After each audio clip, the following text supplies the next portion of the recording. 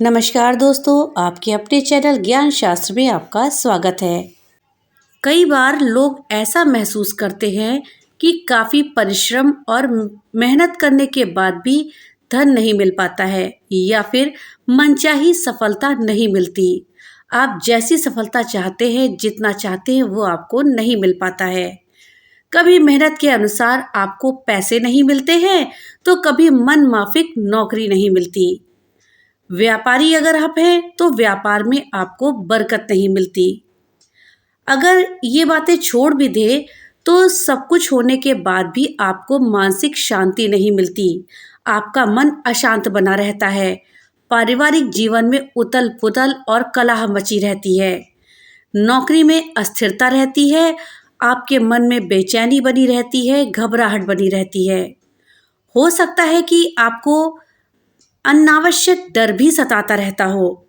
लेकिन आखिर ऐसा क्यों होता है? दोस्तों, सभी तरह की समस्याओं के समाधान के लिए आज हम आपको ऐसे 19 उपाय बता रहे हैं जो आपके दिल और दिमाग को शांत तो रखेंगे ही, साथ ही प्रगति के द्वार खोलकर धन की कमी को भी दूर करेंगे। परिवार में फिर से खुशियां लौट आएंगी और आपका मन शांत रहेगा। तो दोस्तों, इस जानकारी के लिए वीडियो को लास्ट तक देखिएगा। वीडियो अच्छी लगे तो लाइक और ज़्यादा से ज़्यादा शेयर करिएगा। और हाँ, अगर चैनल पे नए आए हैं तो चैनल को सब्सक्राइब करना मत भूलिएगा और अपने विचार हमें कमेंट बॉक्स में लिख करके ज़रूर बताइएगा। दोस्तों, इन उपायों में पहला उपाय है जीवन की शांति से संबंधित। दोस्तों, सुगंध से आप अपने जीवन में शांति पा सकते हैं। सुगंध का जीवन में बहुत महत्व होता है। सुगंध में भी इत्र की सुगंध हो तो कहना ही क्या है। जरूरी नहीं है कि शरीर और कपड़ों पर ही सुगंध का इस्तेमाल हो। आप सुगंध के लिए घर में सुगंधित पौधे भी लगा सकते हैं।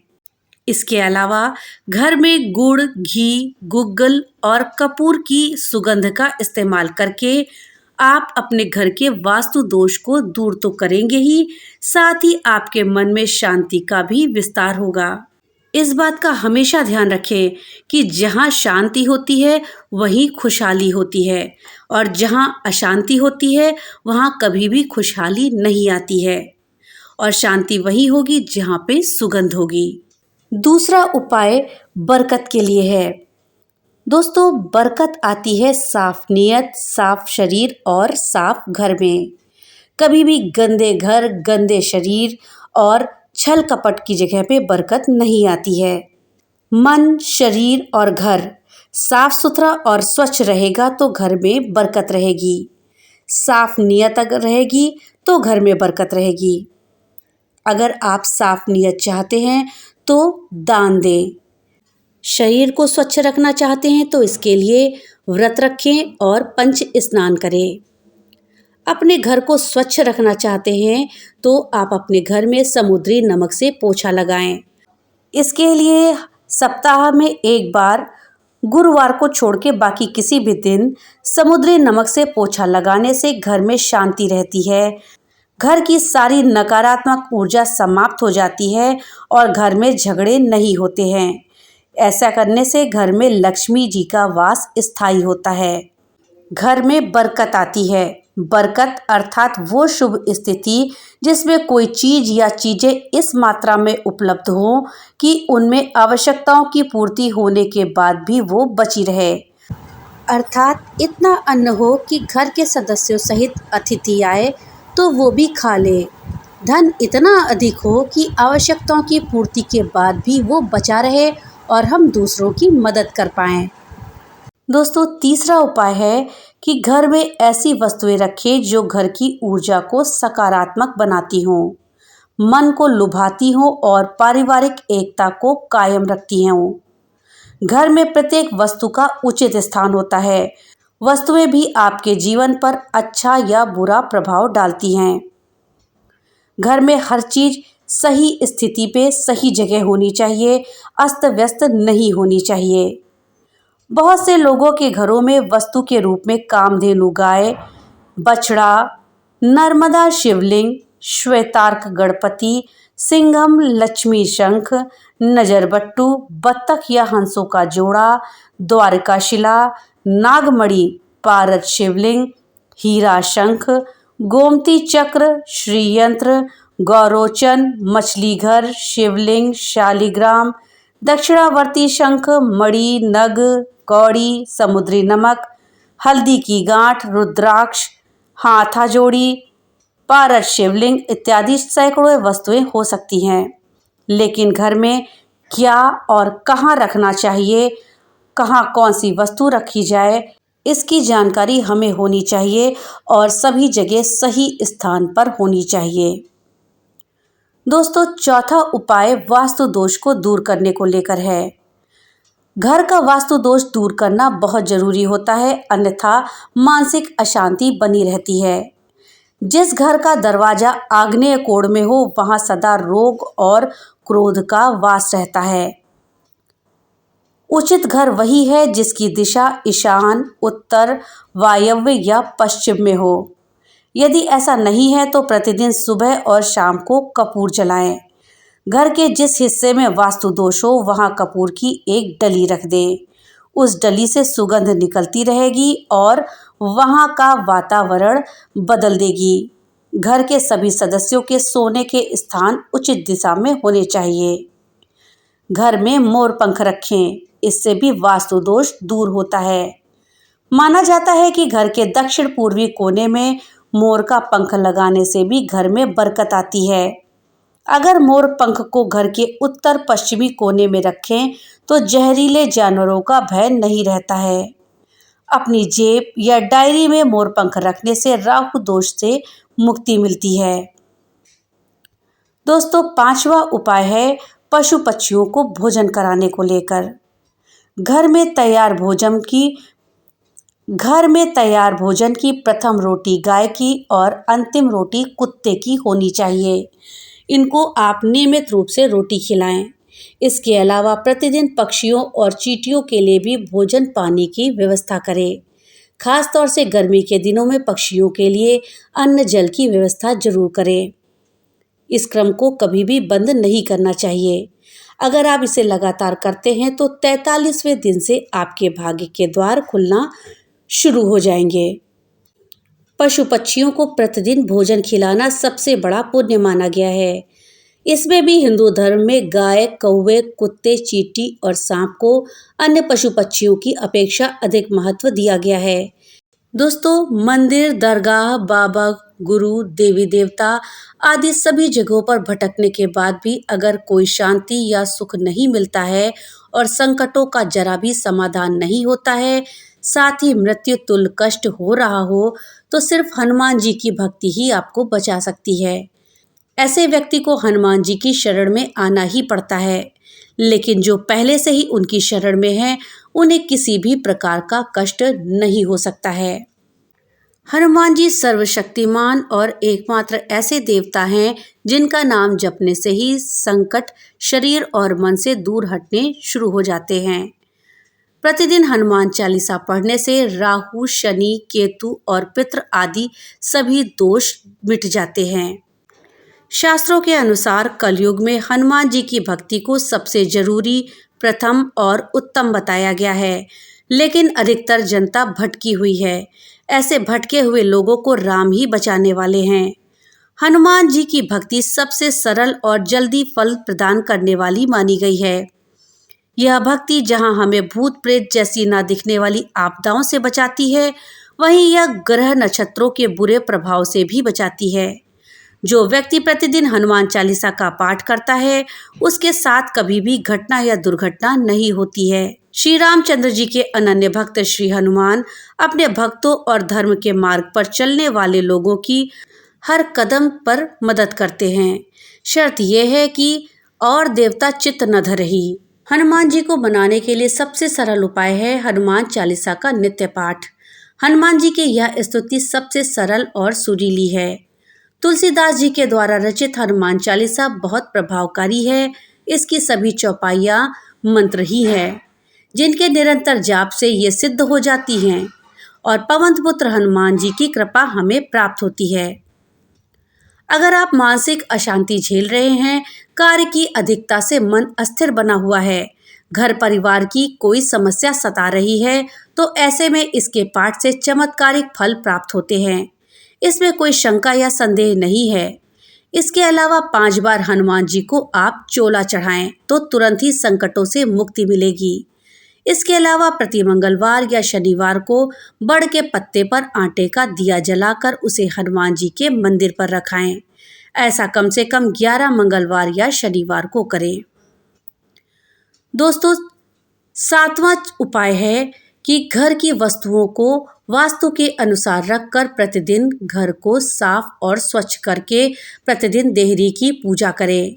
घर के बाहर देहरी के आसपास स्वास्तिक बनाएं और कुमकुम हल्दी डालकर उसकी दीपक से आरती करें।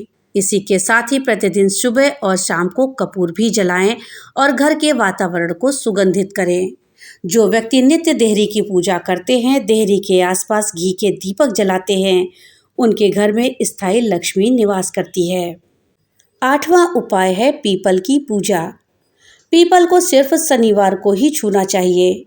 शनिवार को पीपल के वृक्ष में काले तिल, कच्चा दूध, गंगा जल, शहद, गुड़ को स्टील या चांदी के बर्तन में डालकर अर्पित करें और सरसों के तेल का दीपक जलाएं।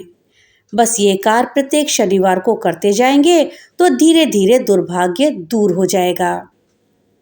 पीपल के वृक्ष की जड़ में तेल का दीपक जला करके आप वापस घर आ जाएं और पीछे मुड़ करके ना देखें। इससे आपको धन लाभ के साथ ही हर बिगड़ा काम बन जाएगा। दोस्तों, अचानक धन प्राप्ति के लिए अपनी मनोकामना कहते हुए बरगद की जटा में गांठ लगा दे और जब धन लाभ हो जाए तो उसे खोल दे। लेकिन यह उपाय किसी जानकार से पूछकर ही करें। वृक्षों से किस तरह जीवन को बदला जा सकता है, इसके बारे में आप सोच भी नहीं सकते। दोस्तों, 9वां उपाय है नारियल का उतारा। पानीदार एक नारियल ले ले और उसे अपने ऊपर से 21 बार वारने के बाद उसे किसी देव स्थान पर जाकर अग्नि में जला दे। ऐसा परिवार के जिस सदस्य पर संकट हो उसके ऊपर से वारे। इस उपाय को किसी मंगलवार या शनिवार को ही करना चाहिए। 5 शनिवार ऐसा करने से जीवन में अचानक से आए हुए कष्ट दूर हो जाएंगे। यदि किसी सदस्य की सेहत खराब है तो उसके लिए ये सर्वोत्तम उपाय है। दोस्तों, 10वां उपाय है जल का अर्पण। एक तांबे के लोटे में जल ले ले और उसमें थोड़ा सा लाल चंदन डालें। उस पात्र को अपने सिरहाने रखकर रात को सो जाएं। प्रातःकाल उठकर सबसे पहले उस जल को तुलसी के पौधे में चढ़ा दें। ऐसा कुछ दिनों तक करने से यह आपकी परेशानी धीरे धीरे दूर हो जाएगी। दोस्तों, 11वां उपाय है छाया का दान करना। शनिवार को एक कांसे की कटोरी में सरसों का तेल और एक सिक्का डालकर उसमें अपनी परछाई देखें और तेल मांगने वाले को ये दे दें, या किसी शनि मंदिर में शनिवार के दिन कटोरी सहित तेल रखकर आ जाएं। ये उपाय कम से कम 5 शनिवार करने से आपके शनि की पीड़ा शांत हो जाएगी और शनि देव की कृपा होनी शुरू हो जाएगी। दोस्तों, 12वां चमत्कारी उपाय है केसर का तिलक। श्री महालक्ष्मी का ध्यान करके मस्तक पर शुद्ध केसर का तिलक लगाएं।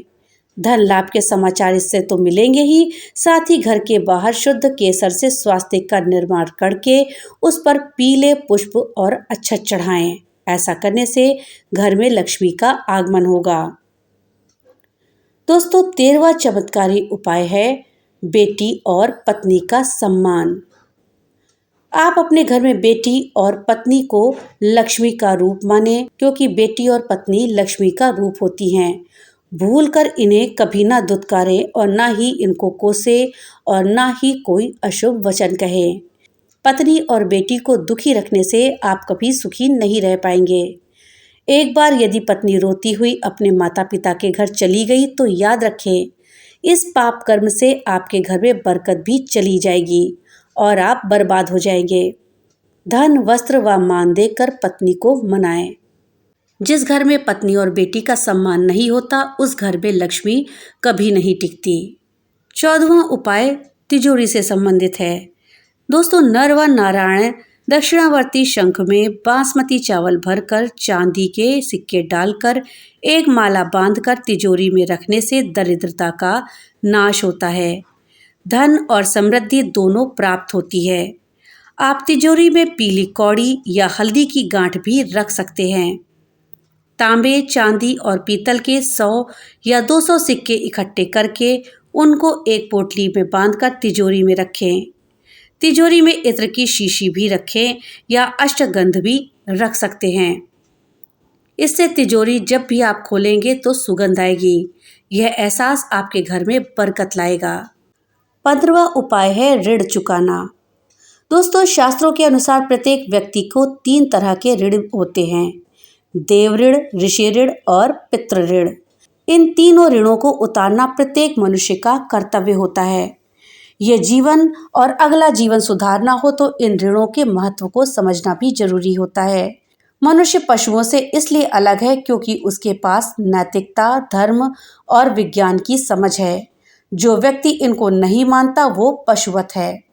दोस्तों, 16वां उपाय है भ्रम और भटकाव से बचने के लिए। बहुत से लोगों को ये नहीं मालूम रहता कि हम ईश्वर की आराधना कैसे करें। आराधना का मार्ग चुनना जरूरी है। यह समझना भी जरूरी है कि देवता 33 करोड़ नहीं मात्र 33 होते हैं। यह समझना भी जरूरी है कि ईश्वर की आराधना करें या देवी देवता की। 17वां उपाय मानसिक तनाव से निजात पाने के लिए है। इसके लिए दोस्तों, रविवार को रात को सोते समय अपने सिरहाने की तरफ 325 ग्राम दूध रखकर सोएं। सोमवार सुबह उठकर सबसे पहले इस दूध को किसी कीकर या पीपल के पेड़ को अर्पित कर दें। यह उपाय 5 इतवार तक लगातार करें, मानसिक शांति आपको जरूर मिलेगी। 18वां उपाय राहु, केतु और शनि की पीड़ा से बचने के लिए है। दोस्तों, शनि की पीड़ा से बचने के लिए सर्वप्रथम भैरव जी के मंदिर में जाकर उनसे अपने पापों से क्षमा मांगे। जुआ, सट्टा, शराब, वेश्या से संपर्क, धर्म की बुराई, पिता पूर्वजों का अपमान और ब्याज आदि कार्यों से दूर रहें। शरीर के सभी छिद्रों को प्रतिदिन अच्छे से साफ रखें। दांत, बाल और नाखूनों की सफाई रखें। कौवे को प्रतिदिन रोटी खिलाएं। छाया दान करें, अर्थात कटोरी में थोड़ा सा सरसों का तेल लेकर अपना चेहरा देखकर शनि मंदिर में रख के आएं। अंधे, अपंगों, सेवकों और सफाई कर्मियों से अच्छा व्यवहार रखें। रात को सिरहाने पानी रखें और सुबह कीकर या आंक या खजूर के वृक्ष पर चढ़ाएं।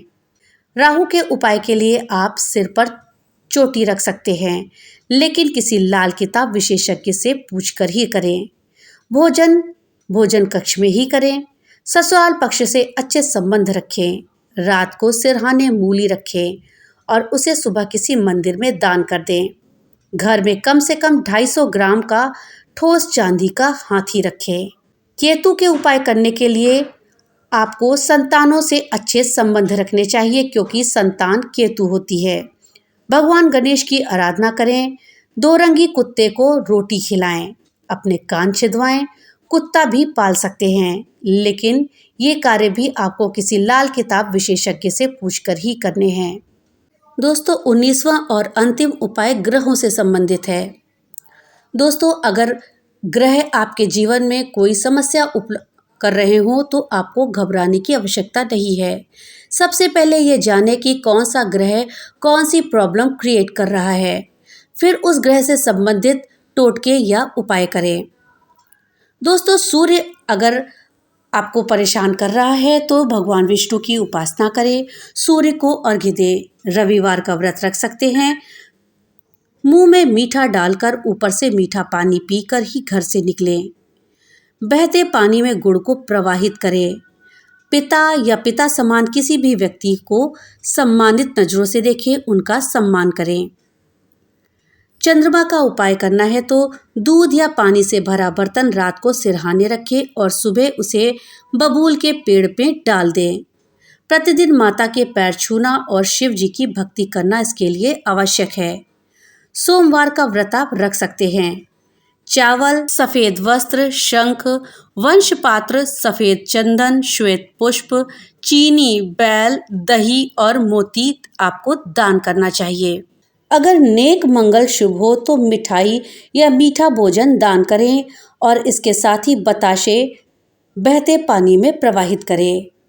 और अगर बदमंगल अशुभ हो तो बहते पानी में तिल और गुड़ से बनी रेवड़ियों को प्रवाहित करें। हनुमान जी की भक्ति करें। मंगल खराब की स्थिति में सफेद रंग का सूरमा आंखों में डालना चाहिए। क्रोध कभी ना करें। गुड़ खाना चाहिए। मित्र और भाई से संबंध अच्छे रखने चाहिए।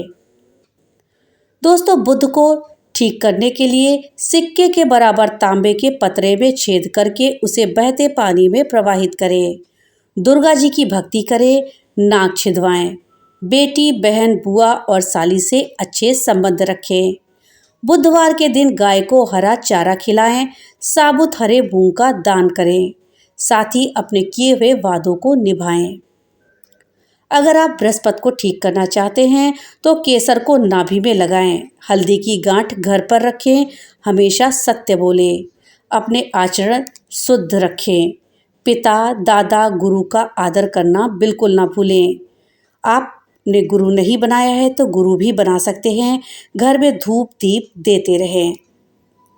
शुक्र को ठीक करने के लिए लक्ष्मी की उपासना करें। सफेद वस्त्र दान करें। भोजन का कुछ हिस्सा गाय, कौवे और कुत्ते को दें। शुक्रवार का व्रत रखें तो खटाई ना खाएं। 2 मोती लेकर एक पानी में बहा दें और एक जिंदगी भर अपने पास रखें। स्वयं को और घर को साफ सुथरा रखें और हमेशा साफ कपड़े पहने। रोज नहाएं। शरीर को जरा भी गंदा ना रखें। सुगंधित इत्र या सेंट का उपयोग करें। पवित्र बने रहें। ज्वार या चने का चारा गाय को खिलाएं या किसी को दान करें। अपनी पत्नी का हमेशा ध्यान रखें। उसका कभी भी अपमान ना करें। शनि को मजबूत करने के लिए सर्वप्रथम भैरव बाबा की उपासना करें। तिल, उड़द, भैंस, लोहा, तेल, काला वस्त्र, काली गौ और जूता दान देना चाहिए। कौवे को प्रतिदिन रोटी खिलाएं। छाया दान करें। दांत साफ रखें। अपने पापों की क्षमा मांगें। अंधे, अपंगों, सेवकों और सफाई कर्मियों से अच्छा व्यवहार रखें। काका और मामा का सम्मान का ख्याल रखें और उनसे अच्छे संबंध बनाएं। राहु को मजबूत करने के लिए मूली के पत्ते निकालकर दान करें। मूली को रात को सिरहाने रखकर उसे सुबह मंदिर में दान करें। किचन में बैठकर ही भोजन करें और सरस्वती माता का ध्यान करें। सिर में आप चोटी भी रख सकते हैं। केतु को मजबूत करने के लिए आप अपने संतानों से अच्छे संबंध रखें। भगवान गणेश की आराधना करें। 2 रंगी कुत्ते को रोटी खिलाएं और कान छिदवाएं। तो दोस्तों, ये थी ज्योतिष और वास्तु से संबंधित कुछ खास बातें और उनसे संबंधित किए जाने वाले उपाय। दोस्तों, आपको इन उपायों को करते समय ये ध्यान रखना है कि सभी उपायों को दिन के समय या सुबह के समय ही करें और जो भी उपाय आप करें तो वो आपको 40 से 43 दिन तक लगातार करना चाहिए। इस बात का भी ध्यान रखें कि एक दिन में केवल एक ही उपाय करें। ऐसा नहीं कि आपने एक दिन में 4-5 तरह के उपाय कर डाले। ऐसा आपको बिल्कुल नहीं करना है। एक दिन में केवल एक ही उपाय करना है। इन सब उपायों को करते समय किसी विशेषज्ञ से पूछकर ही आप इन उपायों को करें। भगवान भोलेनाथ की कृपा आप सब पर बनी रहे। तो मिलते हैं अगली नई वीडियो के साथ। तब तक के लिए राधे राधे।